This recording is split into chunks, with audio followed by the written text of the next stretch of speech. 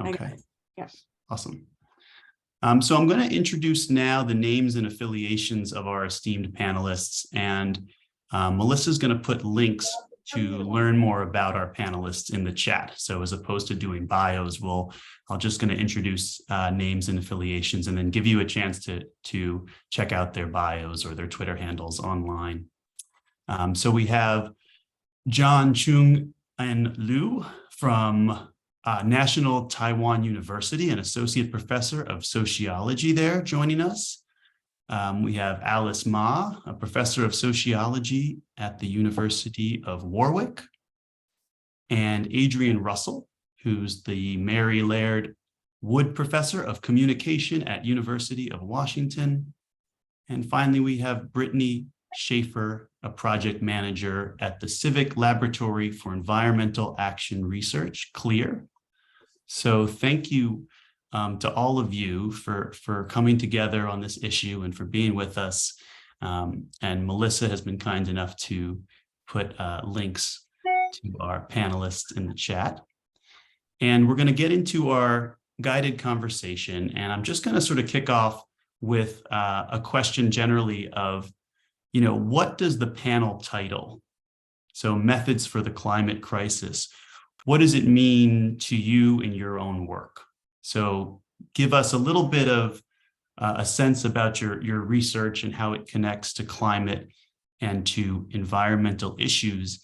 And we'll hear from Brittany and then Alice and Adrian and finally John. So Brittany, can I kick it over to you?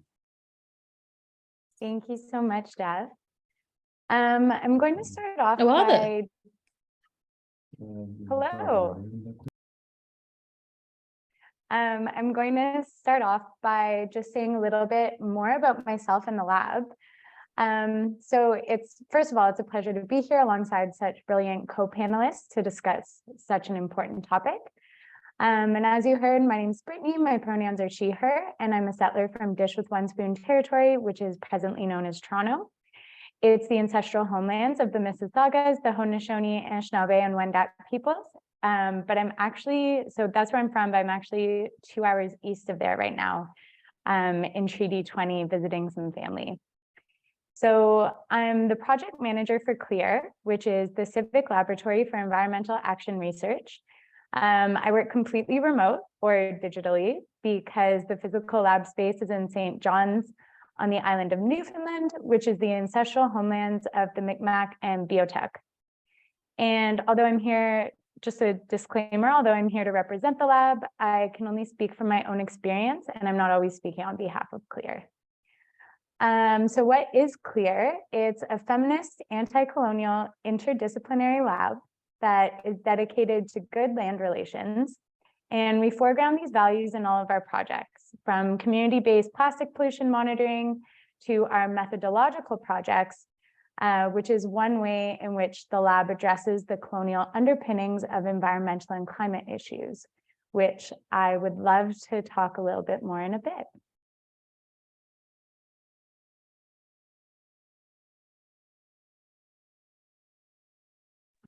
Alice, would you speak to a little bit about how you relate to this panel title and what your work is about?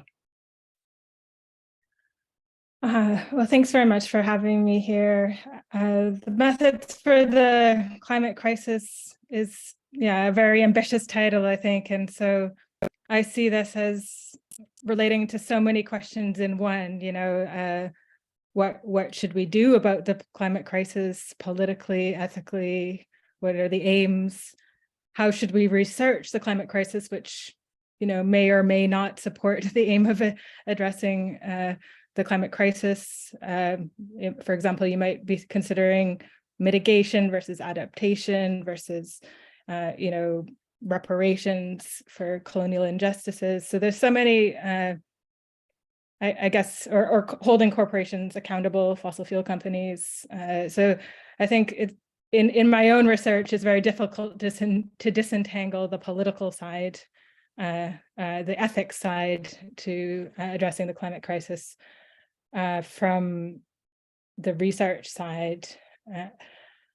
So yeah, I guess in a nutshell, where I come from in terms of the research on the climate crisis is having done research on the global petrochemical industry over the past, 7-8 years for a large European research funded project, European Research Council funded project called Toxic Expertise, Environmental Justice in the Global Petrochemical Industry. And I was initially interested in the toxic effects of pollution on communities who live very close to this heavily polluting industry, but very quickly, as well as gradually over the course of the research, began to see just to what extent the petrochemical industry is at the nexus of many overlapping crises as a major contributor to the climate crisis, to toxic pollution, to the plastics crisis, and to the biodiversity crises. And so just some very kind of basic aspects of the industry, that it's the single largest consumer of fossil fuels. It's the third largest industrial emitter of fossil fuels. 99% of plastics are made out of fossil fuels. This is a very, I think, overlooked industry that also is one of the most, it's also responsible for what's recently reported as crossing the planetary boundary for chemical and plastics pollution, not just climate pollution or climate crisis, but also pollution. And I think even more egregiously, the industry is selling the solutions to the climate crisis, positioning petrochemical products as the lightweight, green, high-tech solutions. And so this relates to the political and the sociological and the ethical, in that my research has thought through methods really differently, in the sense that it's not just about which methods you use, qualitative, quantitative. There's a normative basis for analyzing those methods. And many of the dominant solutions to the climate crisis put forward by science and technology and politicians are very much focused on market-led, technology-led solutions, and overlook systemic issues of inequality, growth-led models, and colonial injustice. So it's really, an entrenched, embedded problem. So that's sort of, in a nutshell, my methodological interest.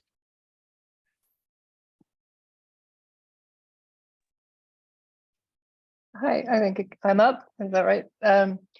So just a little bit about my work. I researched the sort of overlap between the climate and information crises we're experiencing right now. And what that means is I'm basically looking at why and how and what about our information environment makes it so difficult to create climate action and to actually, discuss these things, come to some kind of solution, but also look for instances and moments when the media environment is facilitating climate and media justice. So I'm looking at, what precludes action and moments where we can see, successful action. And in terms of the title of the panel, I think for me, it was a really thought-provoking, this is a thought-provoking question. And when I was reflecting on it, I was thinking, essentially what this methods for for the climate crisis means to me is that,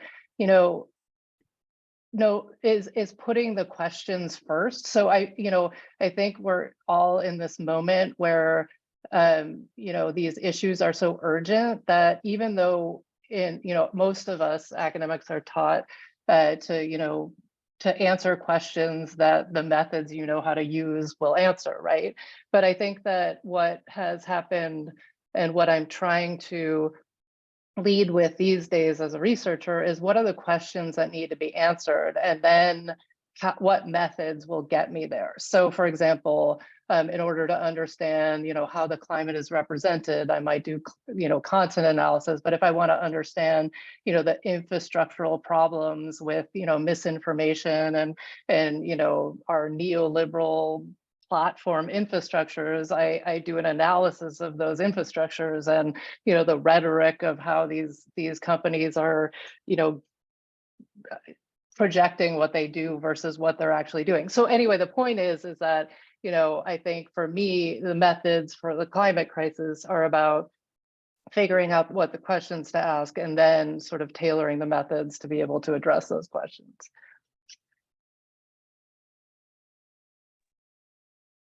Hello, everyone. So I guess I'm up to next. So it's really an honor and pleasure to be here. I'm John Liu from Taiwan. It's 1 a.m. here, but I'm still very excited to join you all. So very quickly about my research. I divide my research agenda into 3 different parts. The first is my dissertation work. A while ago, I did a kind of a global ethnography of carbon markets. So I went into the field and to learn about what the heck the carbon markets are and how it works and how it was assembled together by different actors. And my second research agenda is about climate discourses, public opinions. I try to understand how people discuss, understand, and their attitude and how they think about climate change in very general terms. And a lot of these work are focused on China. And the latest research agenda, somewhat I'm pulled into is I'm now based in Taiwan, so I now have been pulled into a lot of policy discussions, especially on just transition. How can we initiate climate responses, but at the same time take care of the people and leave no one behind. Right, so these are my research agenda. So, and I echo the previous panelists to say that this is really an ambitious title, Method for Climate Crisis. I thought about this. I think the thing I want to add is, I think in all I do both quantitative and qualitative analysis, but in all of these, I think there's really a normative dimension to this. I think I'm not only describing and analyzing, there's always a problem-solving dimension to all of these, because the crisis is so I mean, it's a climate emergency and we need to act. So a lot of my research is really, I work very hard trying to point out some kind of solution, or what should we do is always constantly on my mind, and with whatever research I use. So I think I'll stop here, and thank you. Yeah, thank you. And thank you for sort of laying out some of the issues and the political, industrial, ethical, colonial, practical interconnections, challenges here, a little bit about where your work is going and how it's evolved. So we're a digital ethnography working group. So we always try to, well, we're always doing ethnographic work and we're always interested in ethnographic methods, but we do try to think a little bit about how the digital comes into play and how the digital can enable or constrain the methods and practices that we do. So I'd want to ask you about that. How does the digital enable or constrain the methods and the practices that you adopt in your work? Are there certain opportunities, research opportunities that the digital may allow at this moment, or complications? And how is the digital particularly relevant to climate-related research? So I'm going to flip the order a little bit and come back to you, John, and then we'll go to Brittany, Alice, and Adrian. So John, you talked a little bit about, starting from your dissertation and going into the field of carbon, markets. And I guess, what does the field look like in terms of digital questions for you, and how does the digital enable or constrain the methods and practices that you've adopted? Thank you so much, Jeff, for this question. And so what the work I've done more related to this group, the digital ethnography group, is my second research agenda on climate discourses and public opinions. So I have a long interest in learning about how people talk about, think about, discuss climate change in very general terms. But this is not something can be easily studied, because people don't talk about climate change. I mean, even I study climate, but I don't engage in this type of conversation with families and friends very regularly. but it happens online. So this is where the digital part comes in. I think it happens naturally online, and many of my previous projects focus on different platforms, and including Twitter.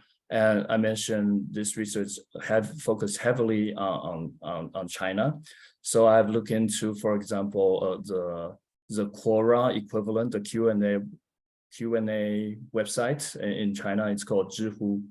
And I study how people discuss climate change, especially on some controversies. For example, there was a controversy about American NGOs initiated a vegetarian campaign, kind of promoting vegetarianism to deal with climate change. It was the fiasco, and it was attacked by the online by netizens in China, and it's mostly because of it's about identity. It's about who are you, and who are you to tell us not to eat hamburgers, and these kind of nationalistic responses. And I think these are, there are a couple other projects. I study different platforms, and I think the digital world really opens up the kind of to very different populations, and think about how they see the problem. It may be very different from our everyday lives, but they are important stakeholders. So it definitely enables me to see things I cannot see otherwise if without the digital. But again, it also constrains, because we all know that the online space is not one thing. There are so many different spaces. I just especially want to emphasize, for example, the Chinese internet is especially closed. I mean, there's a censorship, there's a great firewall, and Twitters and Facebook were not accessible in China. So if we really cares about what the largest emitting countries think about climate, we have to engage in those digital spaces. But that's the digital also stop us. I see this digital wall every day because I don't use these apps regularly, but it kind of stop us from paying more attention to people in different countries and spaces, right? So I'll stop here. Thank you. I think I'm up next. Thank you, John. And I think I'll be passing it to Alice afterwards. So I love that there's so many different approaches happening right now. Adrienne mentioned that the questions come first and the methods come later, whereas CLEAR actually takes the opposite approach. So many of CLEAR's projects involve developing and practicing anti-colonial methods to environmental research. So the beautiful thing about the digital world is that we can easily communicate and share the lab's methods for anti-colonial environmental science through the lab's website, which is why I provided the host with a myriad of links prior to today. Everything from how to run a feminist lab meeting to our protocol for determining author order on research papers is all public. Even our lab's manual is online, which is more than just how to use PPE. It includes everything from how to choose values for a lab to how to make an apology when there's conflict in the lab.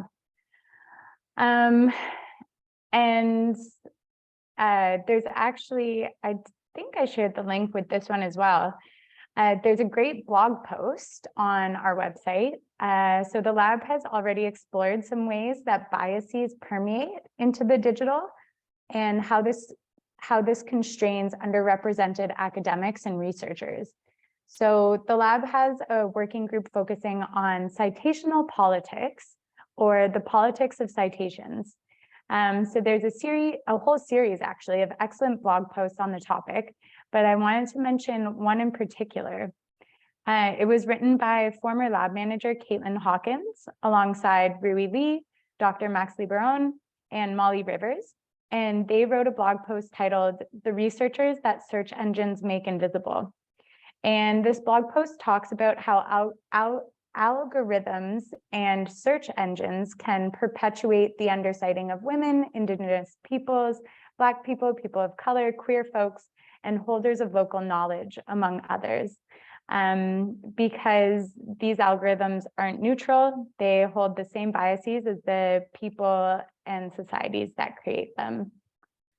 Yeah, so I'll pass it to Alice. Thank you, Brittany. So I'll start my intervention by, following on from methods, just to say that I think this is a really important topic to think about, the digital in relation to the climate, because of the climate implications of doing field research or research in different places. And, the dilemmas that are now facing many researchers around, flying to do research or flying to participate in climate events, yet also that real importance of place in terms of actually understanding issues on the ground.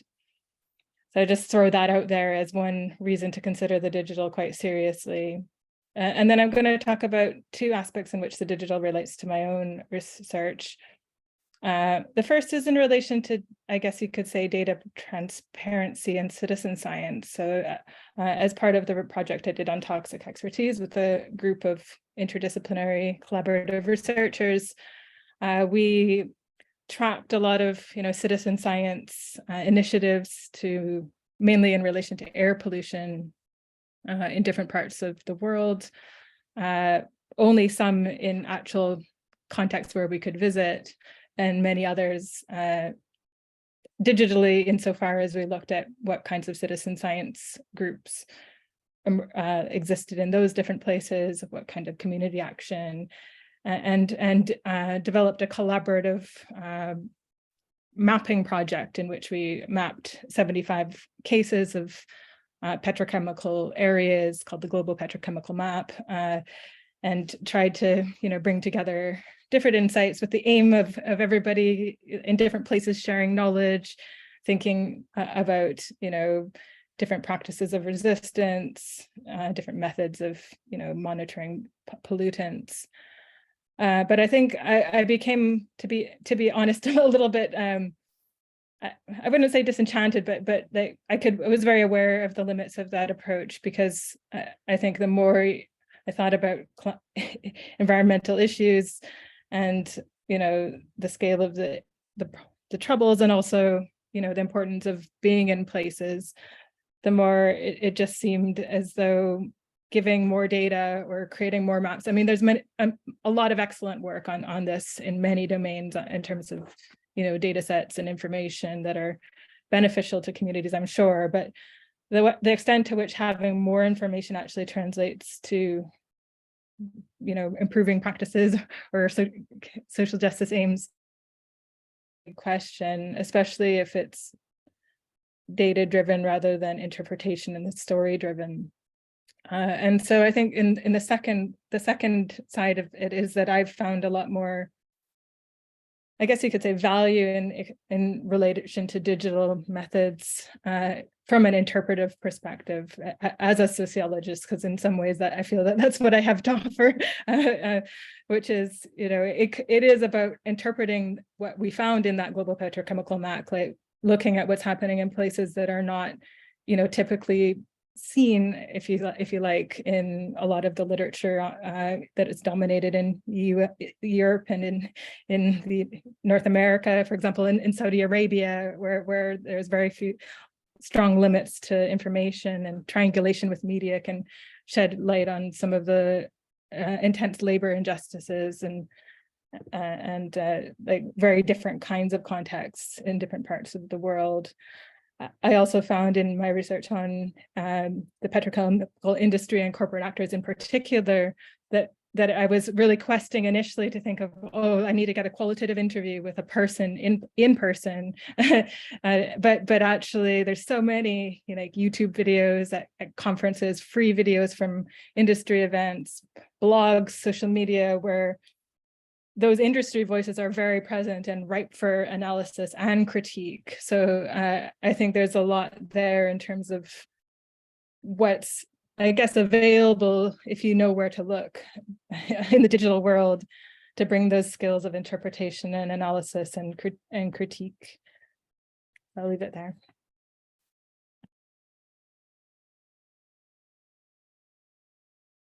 And pass on to Adrian. Yeah, sorry, I was listening so hard I lost my mute button.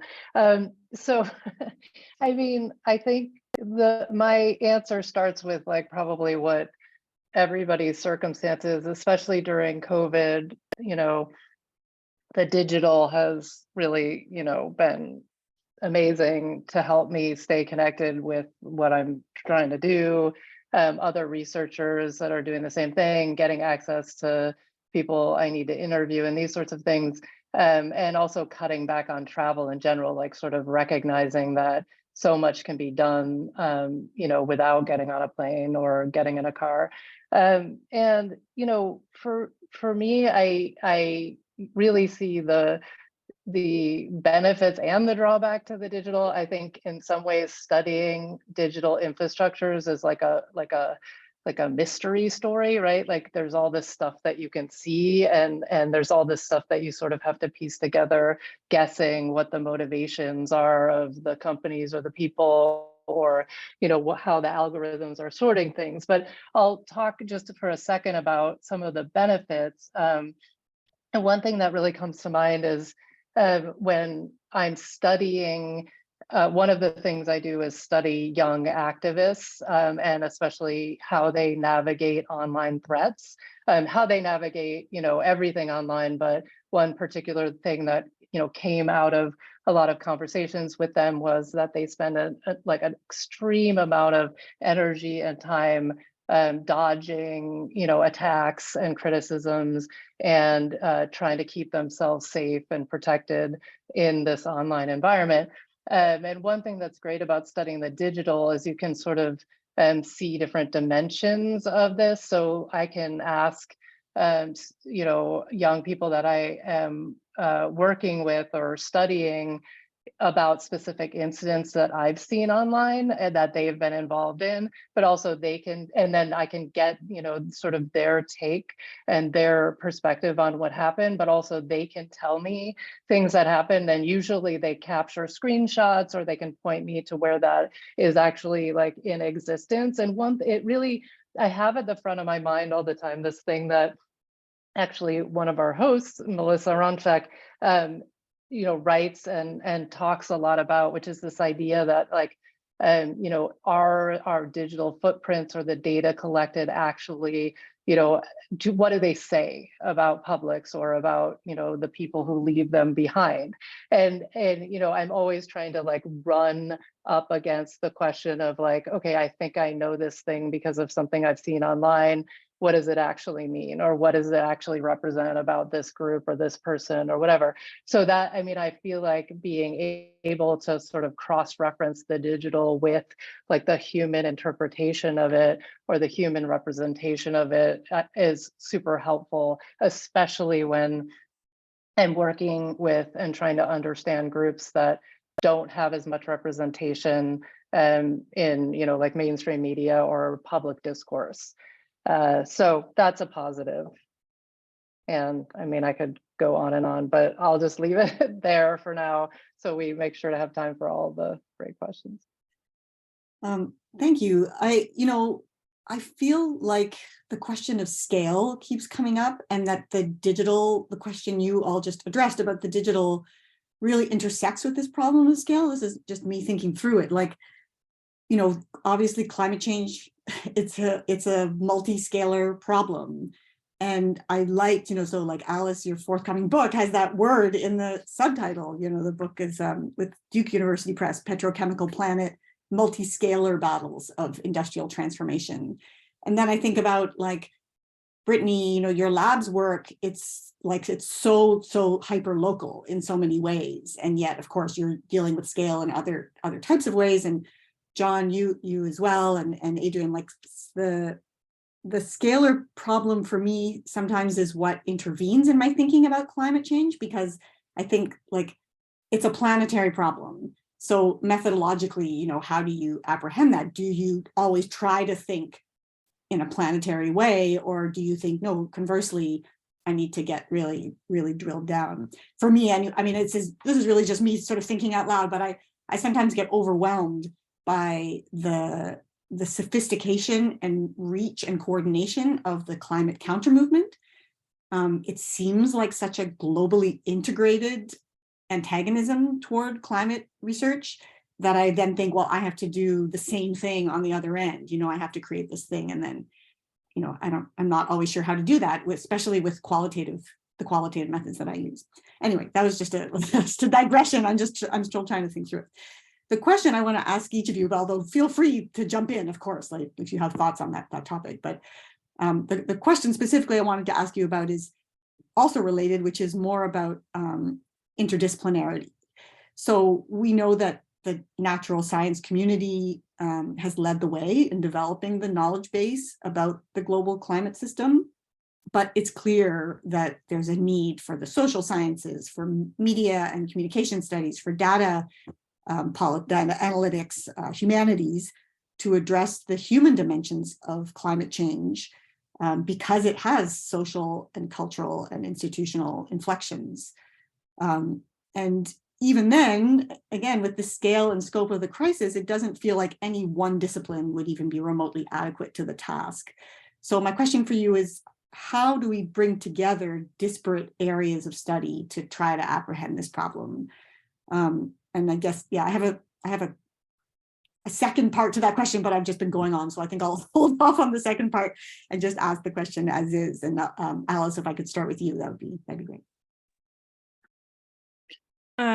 Yeah, how do you bring together the disciplines? I mean, I think you're absolutely right that you know, to address the climate crisis, you know, it's a political question. It's not more so than a scientific question, in that there's scientific consensus on, you know, or almost 100%, but scientific consensus.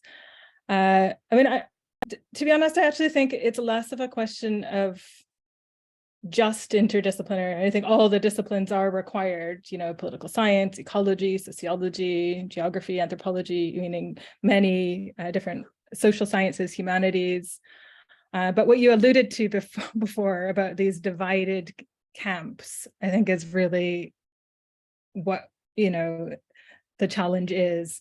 So while it's great to collaborate on all these different approaches, ideas, solutions, problem definitions, if you can't agree on the nature of the problem and on the nature of the solution and on the nature of the, you know, the politics and the justice questions, then you can't really hope to, you know, achieve some sort of consensus on how to address that. And so I think, I mean, that's what I would say, so I would say interdisciplinary collaboration on what is perhaps the less dominant, but is nonetheless emerging form of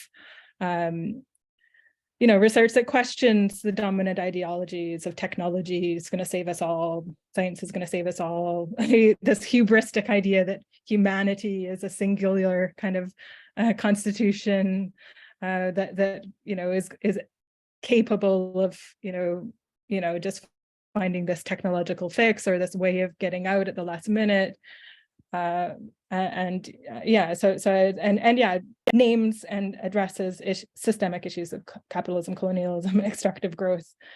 So those disciplines that can collaborate on that mission, I think, will help to address the climate crisis. Yeah, thank you. Exactly. I mean, that's it's an incredibly complex problem, and you're right that if the nature of the question isn't at the forefront, then you're not collaborating, and it's hard to think through the problem when it is so massive and so not just multiscalar but multi-dynamic. Brittany, I'd love to hear your take on this question of sorry, John, I'm so sorry, I had the wrong question here. John, sorry, I see you next on the list. What is your take on this question of interdisciplinarity? I'd love to hear your perspective. Yeah, again, this is such an important question and also very challenging. I myself, I have a degree in chemical engineering and economics before I became a sociologist. So I think one thing is that my previous training enables me to really see the values in the research done by scholars from other disciplines. I think I have,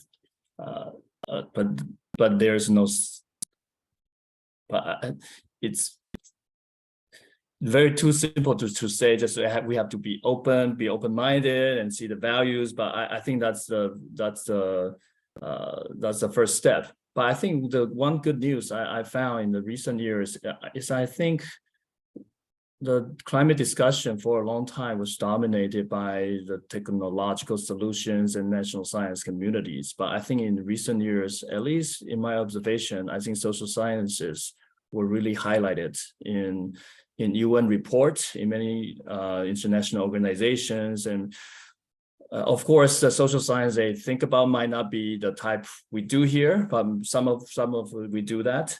But I think it's getting more and more recognized. And also in my own work, I think many natural scientists also recognize that, oh, it's not a problem about we don't have good solar panels. It's about where we put the solar panels. And it's a social science question, not a natural science question. So I get a lot of that. And I think our type of work are getting more recognized over the years. So that's good news. But how do we bring things together? Of course, that's a difficult question. Most of us work in the disciplinary departments and we have our obligations. One thing I found useful is it's to find communities in the topical area. If we care about climate crisis, I mean, there are specific associations, specific journals, and people are focusing more on on topical area, on the solutions, for example, or on specific critique. And I think though in those academic spaces, it's much easier to find similar minds, but from different disciplinary backgrounds. I found that very useful and just want to share with people. Thank you. Thanks, John. I appreciate that perspective. Adrian, I'd love to hear from you on this question of interdisciplinarity, because I know being in a communications department, that's kind of what we do. Yeah. I mean, I actually kind of want to answer the sub question you didn't ask, which is about what's at stake, because I mean, so this is continuing on from what John is talking about. I mean, I think at 20 years ago, what really needed to happen was coming from the natural sciences, right? We had to document the impacts, and we had to document the unequal distribution of the impacts. And then we had to make sure we could make solar panels, and that now we need to figure out where to put them, right? But also what's at stake now is, sort of developing ethical responses to the crisis that can be shared among people who have very different moral compasses, right? And in order to break down that problem or question, we have to go at it from every different point of view, right? It's just too complicated to leave out political science or leave out literature or popular representations of how people are understanding these things. And the question of how do we get people to recognize each other's knowledge and sort of, integrate that into this collective generation of how we know what we know, I think is that it's such an important question. And I mean, we've heard, all of us at universities forever, everything's got to be interdisciplinary, but nobody ever talks about what that means. And what am I supposed to be what does it mean to be interdisciplinary when you don't have the expertise in somebody else's discipline? You can't just go over there and do the work they do, right? You have to be able to really understand and have a belief in the the field and the generation of knowledge there. So anyway, these are just more questions, but I think about this all the time, and I feel like it's one of the really central questions of how we can do what we need to do, and not just with regards to the climate crisis, but all of these huge problems we're facing. Not to be depressing, but the climate crisis is one huge one and there are more. So if we can figure this out, we can probably solve like all of them. Yeah, you're really speaking to me with the comment about literature and so on. Like, I remember going to one energy humanities event some years ago and somebody doing a presentation on road movies and road books. So, Kerouac and others that are romanticizing cars and the open road. And they pointed out that in none of those treatments was there a gas station. Like, they never stop at the gas station, for instance. So the infrastructure that allows cars to be out on the open road, using up fossil fuels is never present in literature or film. So it's definitely That's lamented. so interesting. Yeah. Brittany, I'll turn the question to you about interdisciplinary work. Thank you so much. So the answer I prepared for this question, I think may have been a little bit too high level for the depth of the discussion that we're getting into, but I'll talk a little bit more about the lab. And then I'm going to try to respond to one of the comments in the chat. So I'm the project manager for an interdisciplinary lab / research collective. And so obviously I would argue that undertaking a more collaborative, interdisciplinary approach can be one solution to the overarching issue of climate change and climate injustice, because these issues, as we were just talking about, are so multifaceted. So interdisciplinary research is also useful for, of course, enabling more collaborative and creative thinking. I have a master's degree in anthropology, but other CLEAR members are geographers, biologists, sociologists. We also have lots of undergrads from a wide array of disciplines. And I actually spoke in another panel last month about our artist in residence program. So often there's this talk about interdisciplinary, which is just natural science and social science.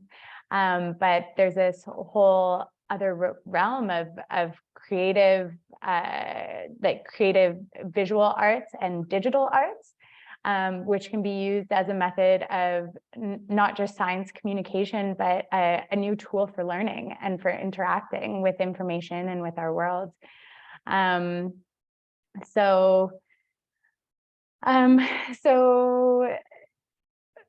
I don't think, though, that this interdisciplinary collaboration, just making something interdisciplinary or using an interdisciplinary approach doesn't inherently address the root cause that CLEAR focuses on, which is colonialism. So the director of CLEAR, Dr. Max Liberone, they wrote a book titled Pollution is Colonialism, which I'm not here to promote, but it is half price right now on Duke University Press's website, alongside all of their other titles, which I think may also include Alice Maw's new book, if it's already on the digital shelves. But in Pollution is Colonialism, Dr. Liberone talks about how pollution is both resulting from, and plastic pollution more specifically, is both resulting from and the practice of shitty land relations, pardon my language, and how this is a direct result of colonialism. So, and I think the same argument could be made for any other type of environmental or climate issue. It all comes back to land relations and systems of power, and you can't address the biological, the physical, the natural science issues without taking all of those other relations into account. I think I'm going to leave it at that for now and maybe come back to what else I wanted to say a little bit later. No problem. I do want to come back to the sub question that I had for this. And by the way, Brittany, that was definitely not too high level. Like, I think it's a really useful contribution here. But I do want to ask, like, part of the problem is defining the problem, right? I think part of the problem is saying what exactly is the problem at stake? Like, when the five of us met before this to go through, one of the things we kind of worked through was, the information deficit argument, right? There isn't enough information out there on climate change. So we just need more environmental problems. we don't have a deficit, actually. We don't actually lack for information. What we lack is the conviction by a lot of different groups. So what does that mean for you? I don't know if this is just, I'll leave this open, and if anyone wants to jump in, please do. Don't feel like you have to, but I'm really curious to kind of work through, how do we even formulate the kinds of problems that we're facing when it comes to getting people to do something about climate change? Or is that even, is that an objective that we ought to have working in this universe?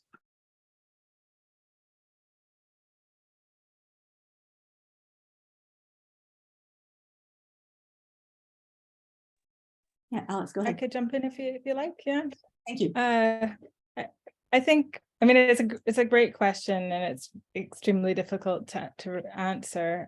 But I think one of the key issues at stake is the fundamental clash between urgency, where we've all been given 2050 and then it's all going to fall off a cliff kind of thing, versus justice and democracy. So the Indigenous scholar Kyle Powys-White wrote this excellent article called something like, "Is it too late for, or it's too late for Indigenous climate justice?" And this very idea that actually, well, he argues that we've already crossed what he calls the relational tipping point. The good land relations have been so irreparably damaged through colonialism and capitalism, and centuries of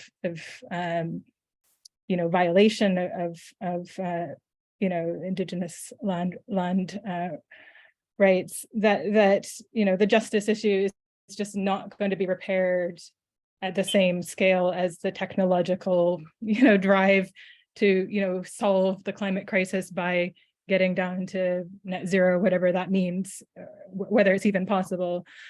And yet nobody is wanting to give up and throw up their hands and say, okay, well, it's too late. So there is this real imperative. We have to do something.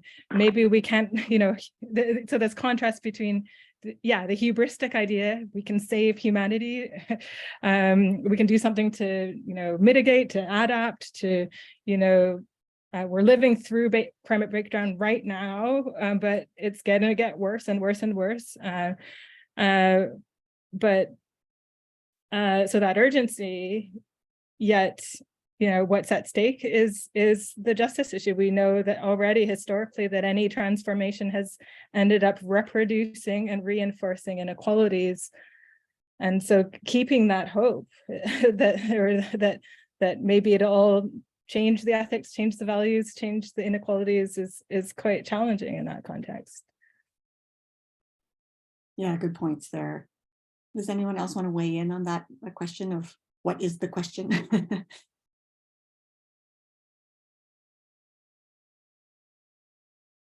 I mean, I already sort of gave you my what is the question, which is, I feel like, just sorting out this, these social issues and what to do about it. But I just wanted to say that I think that our drive towards this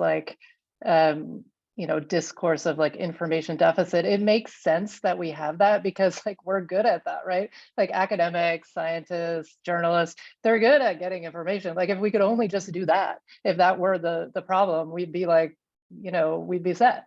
So I mean, it makes sense that gets replicated over and over again.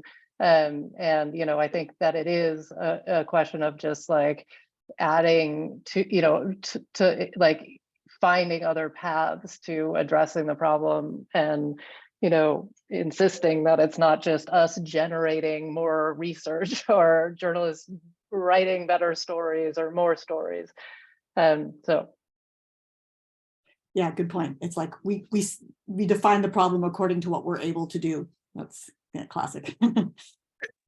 Yeah, I'll add just a couple of things here. I don't have anything really smart to say, but I think the how do we bring up more actions, and it's definitely not information deficit. We already know things, but I think the key is to understand how different people relates to the issue. And this task, ironically, sometimes I think it requires us to think not only about climate, but also about how people understand their social world in very general terms. For example, in Taiwan, we have zero climate denialism. Just people, I think one of the surveys, 90%, more than 90% people believe in climate change is real. And there's no controversy. But on the other hand, people do not take actions. This is just way down the list of what people think they are important in their lives. There are so many other things that worries them. And to me, of course, I'm concerned about the situation, but it's really hard to make those connections. I mean, and got a lot of work to do, but that's a start.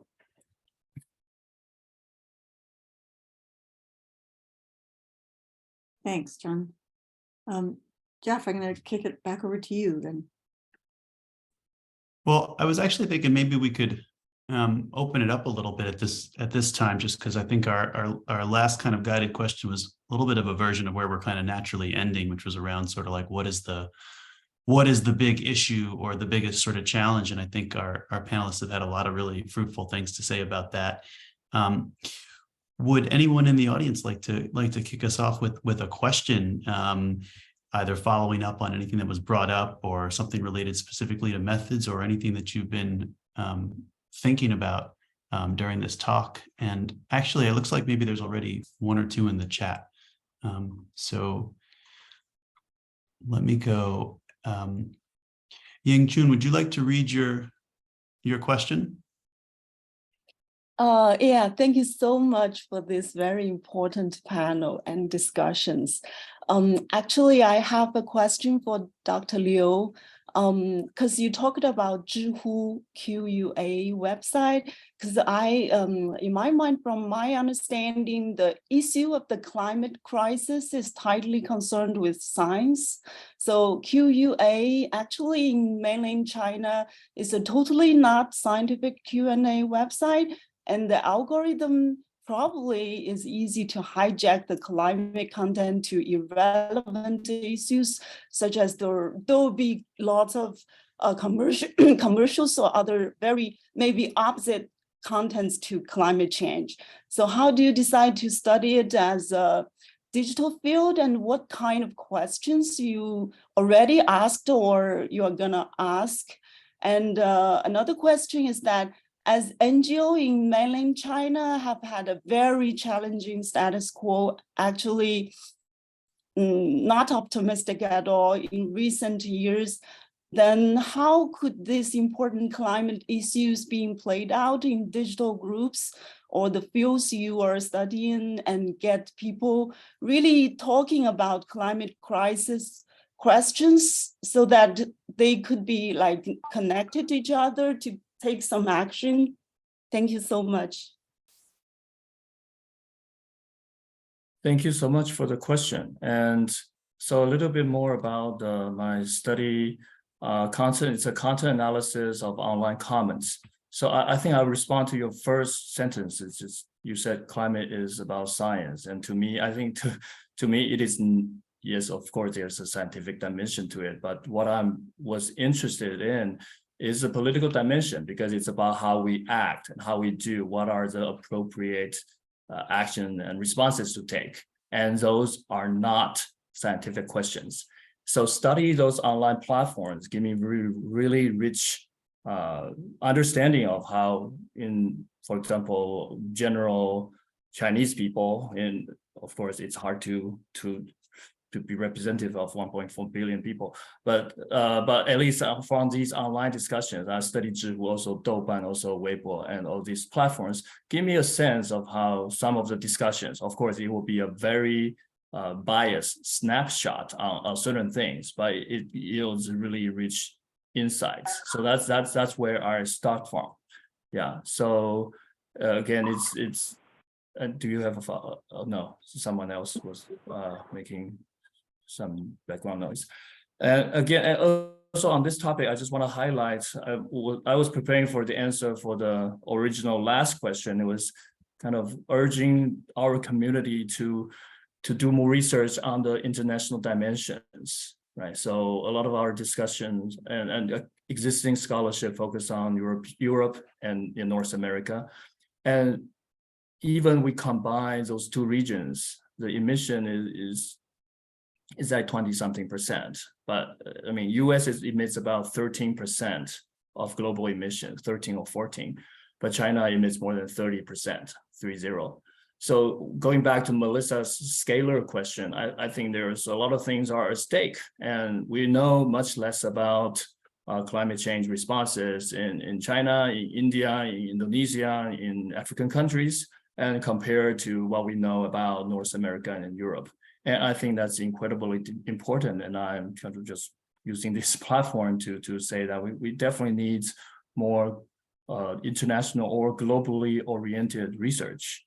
And on my research on China, I mean, beyond the significance of its emissions, I'm 30%, quite significant. It also, going back to the political question, I think China is using a very different model of climate governance. It's, well, some environmental sociologists will use the term environmental authoritarianism to as a way of governing. And it also exerts global influence to export that kind of governance models to other countries.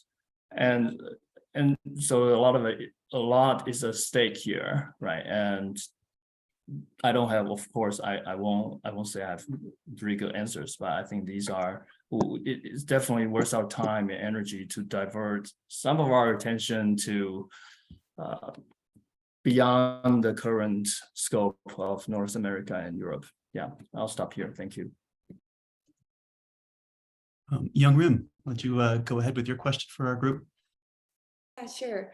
Thank you, all the panelists. This was a great discussion. And I actually had a follow-up question to John, but I think other panelists can also chime in with this question. You already kind of answered a little bit of answered my question, but I was really fascinated by your example about talking about the US vegetarian campaign in China and how it was backlashed by the people, Chinese people.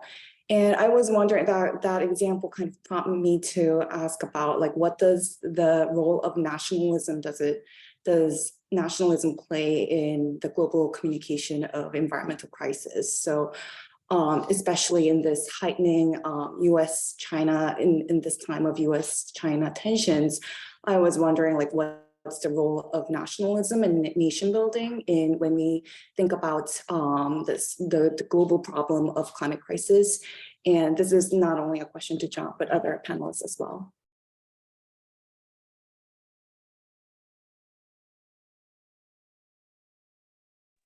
Oh, now I'm on mute. I was trying to post a link. Thank you so much for the question. And I'm also eager to hear from the co-panelists what they think about nationalism. So exactly, nationalism is central to my work over the years. And I'm going to post a link to my earlier paper in the chat box. It's about the climate skepticism in China, which is a very different variety.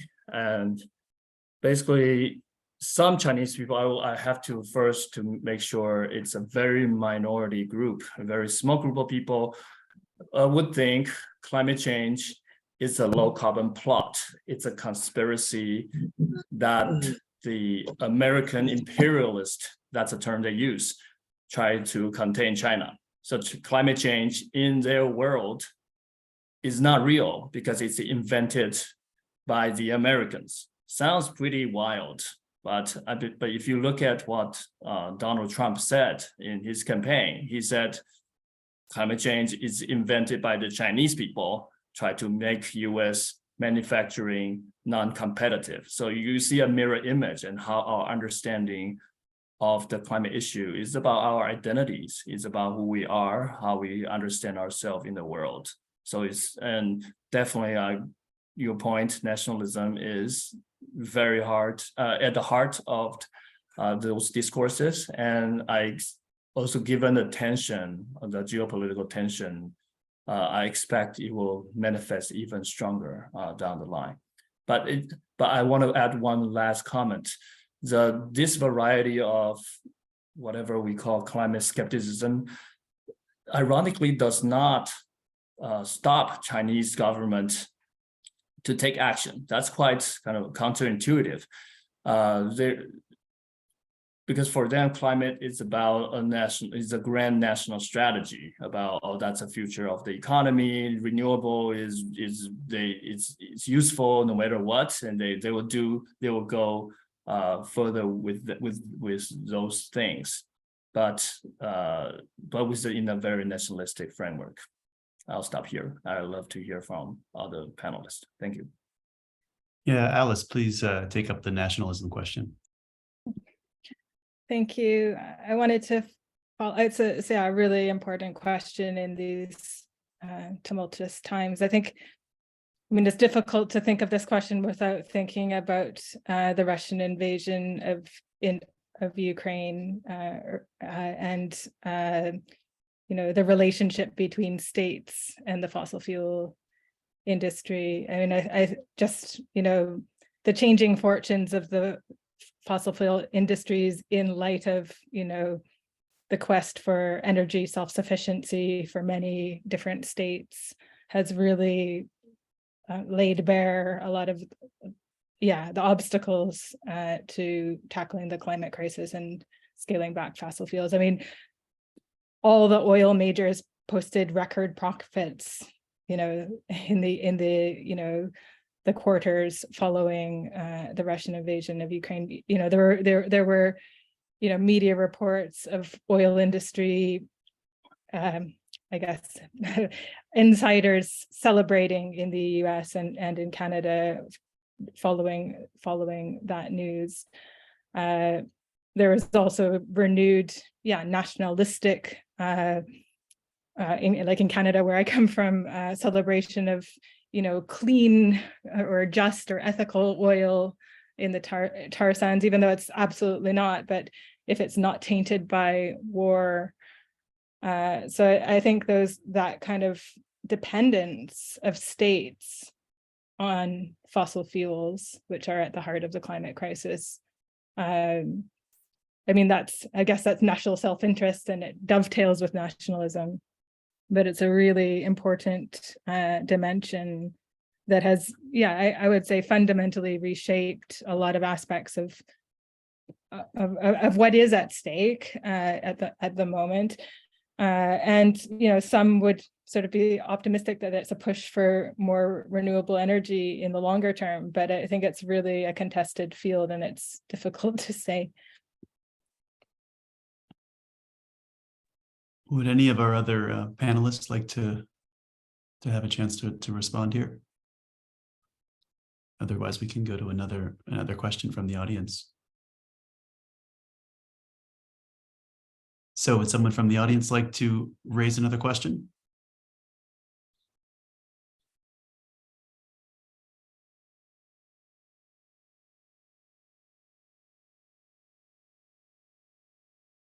Hi, I wanted to ask a question. I'm Tasneem, I'm from Teachers College.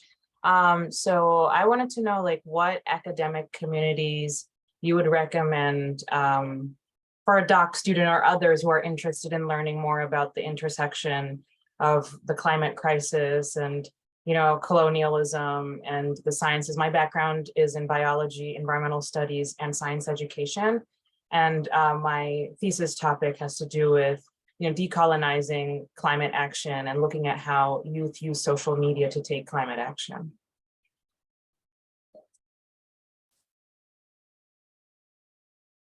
So I'm interested in learning more about academic communities or other resources that we can reach out to. Clear Lab. Yeah. That's the thing that comes to mind for sure. There's also, sorry, go ahead, Brittany, go ahead, sorry. I was actually going to recommend it back to Adrienne as well, because you said that you worked with or did some research on youth and activism as well, right? But I would also strongly recommend checking out CLEAR's website. It's been built to be transparent and to give people resources and methods and information, and in an accessible way. There's lots of YouTube videos and stuff as well. And I think it could be a good starting point. Yeah, I have done some research individually, but also collaboratively with a group called Media Climate, which I just put the link in. And it's an international, like truly international group of scholars. And we've done various projects. A lot of them have been about like monitoring climate coverage around big global UN summits and IPCC releases. But we've also done collective study on youth activism around the world, and some of it's posted on the website. So I mean, that's something, but it sounded like the question had more to do with like, maybe, I don't know if it's going to be relevant, but it might be worth checking out. And then I was going to jump into and say that I'm a member of the Climate Social Science Network, which is a new group. And it's funny because John had said in his some of his remarks earlier that there's a lot of social science attention to climate issues.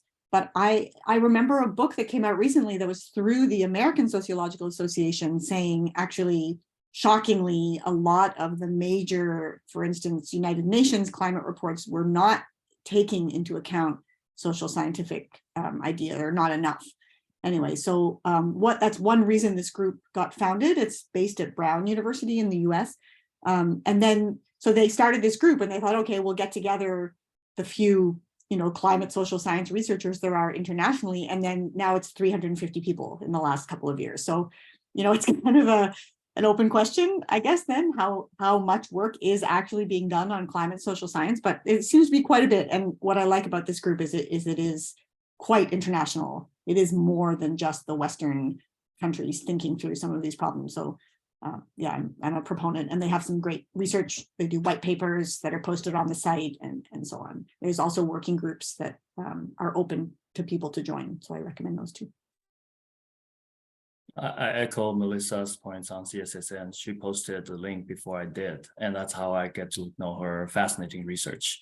And I think my earlier point was saying that there are more attention, but of course, not nearly enough. We have so much work to do. Thank you. I think we probably have time for one more question before wrapping up, if anyone would like to ask another question.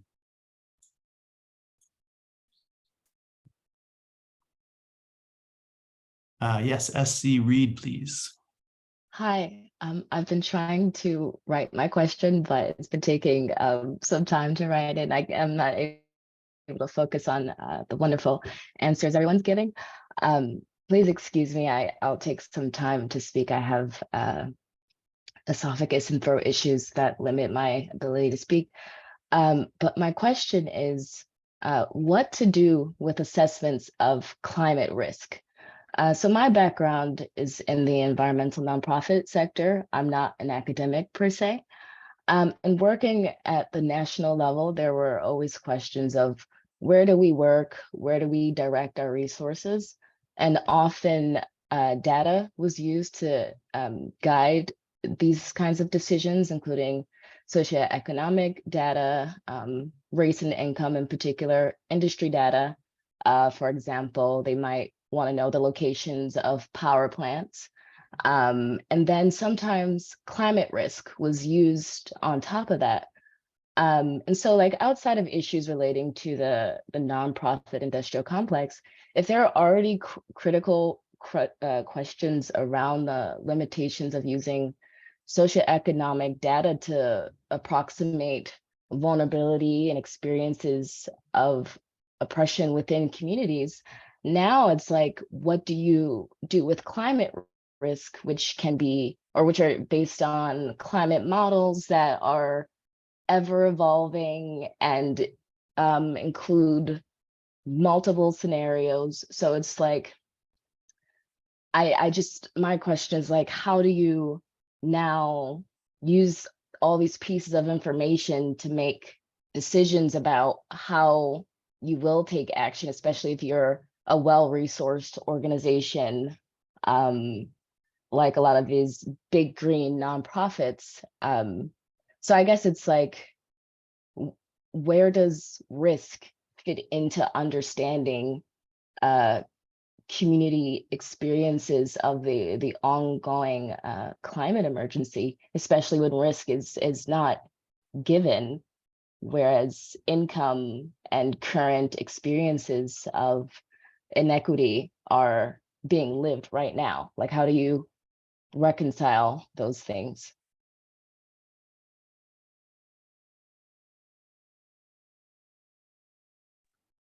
I'm going to take a stab at that, but I mean, I hope other panelists will be able to fill in some of the blanks, because I remember going to a talk through the Rutgers Climate Institute, and one of the presenters, I'm going to butcher somewhat the title, but it was something like, the title of his talk is something like "Why I'm Selling My New Jersey Shore House," which was like a great way of kind of introducing the fact that living on the shoreline is now, obviously posing immediate risks all over the world, to various degrees. So I think that there are other infrastructural analyses in place that are taking into consideration topographies and geographies much more than simply socioeconomic data. And I think after this call, I would have to kind of do some looking up and send you some sources there. But my sense is that socioeconomic data would have to be corroborated with geographic, along with many other kinds of data. I don't know if Alice, like, since you had done the mapping, if you wanted to speak to that. It's not so much because I've done the mapping, but I think that, I mean, from an academic perspective, there's a growing field of research that's very critical at mainstream kind of models of risk and models of, climate finance and so on, and like the political economy effectively of that, reading against the grain, showing different, showing a lot of the assumptions. Many of the assumptions are very market driven. And one of the problems with many of these sort of standard models is that they're written highly technical language, have a lot of unexposed or unobvious assumptions around supporting continued economic growth, and are sort of presented as being very robust scientifically, but miss out key dimensions. And I think there's two issues at stake. One is finding, going back to the information deficit, finding better, reports, models that include other kinds of, questions that you're asking for. And I can't point to one that's exemplary in that respect. But the other, I think, and this is an area that I think is really important for future research, and it goes back to this point about the importance of sociological or multiple social scientific or interdisciplinary critical analysis, is to actually do some sort of translational work as to, how to unpick the dominance of the technocratic kind of expertise that's at play in many of these models, and to be able to, without being patronizing, communicate, real risks and real hazards, real, that's can be trusted by communities, that isn't seen as, top down or abstract. And so I think that is a real critical gap in terms of, understanding, as well as public understanding, as well as public responsibility to the public and to communities for the consequences of climate risk. So excellent question.